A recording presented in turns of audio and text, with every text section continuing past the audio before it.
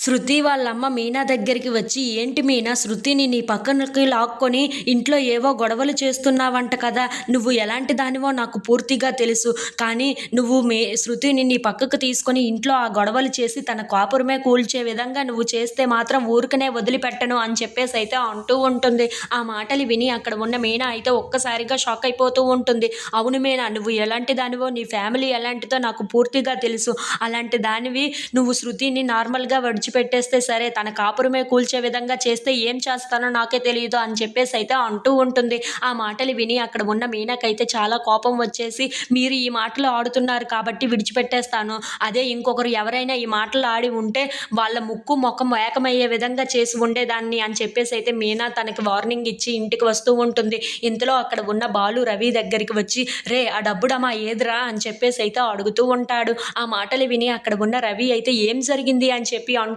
ఉంటాడు. ఇంతలో అక్కడ ఉన్న మీనా మాత్రం, "శృతి ఎక్కువ చేస్తుంది ఈ మధ్యన" అని చెప్పేసైతే అంటూ శృతి దగ్గరికైతే వెళ్తూ ఉంటారు. అది చూసి అక్కడ ఉన్న ప్రభావతి అయితే, వీళ్ళిద్దరి మధ్యన ఇప్పుడు గొడవలు జరగబోతున్నాయి అని చెప్పేసైతే అనుకుంటూ చాలా సంతోషిస్తూ ఉంటుంది.